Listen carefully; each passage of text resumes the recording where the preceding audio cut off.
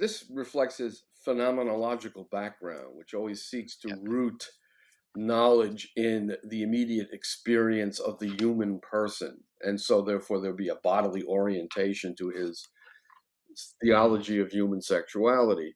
But no one really understands what he was getting at. And now we have these lay commentators who say that they can unpack theology of the body. But having said that, if you read a document like Veritatis Splendor, John Paul II is absolutely clear on the intrinsic immorality of sexual acts, especially sodomy, which is an act of grave depravity outside of marriage. And because he called it what it is, an intrinsic evil, he stressed in that document that there are absolutely no exceptions to the commandment forbidding adultery in its various forms. No exceptions under any circumstances. The most that you could say of a person who violates the commandment is that there could be a diminution of culpability in given circumstances, but never an excuse from committing. Never a blessing of it. Never an excuse from committing the sin. So the unfortunate consequence of the theology of the body, this phenomenological approach to the faculty of sexuality, combined with Vatican II's demotion of the procreation rearing of children to a level of being co-equal with relief of concupiscence, has been what we see today. And by the way, on that issue, Vatican II, putting two things on the same level, procreation and the rearing of children and the relief of concupiscence, that has disastrous implications. The reason the church always taught that the primary aim of marriage is the procreation and rearing of children is simple: the eternal destiny of man. The purpose of marriage is to fill up the number of the elect.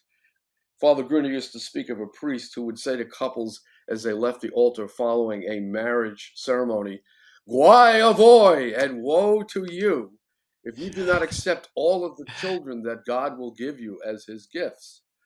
Because that is the purpose of marriage. We live for eternity. We are, in fact, in eternity now. It's just that we experience it differently. It's the nunc stans, as the Latinists say, the now that remains. But when we leave this world, we will be in eternity, a timeless eternity. And our mission in this life, to the extent that marriage is our vocation, is to bring souls into existence as procreators with God. There is no other aim of marriage that could even begin to approach that in importance.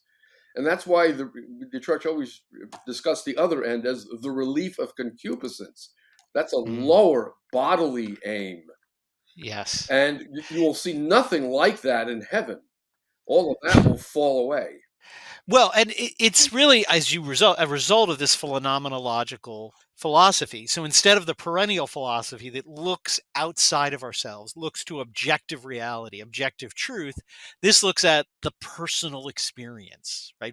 How do I experience things, and attempts to build a philosophical system from that. Now, in John Paul II's case, combined with the phenomenology, he still at least knew church doctrine. So he kind of could constrain the effects of this philosophy, because from his cultural theological background, he knew, well, I can't take this to its conclusions.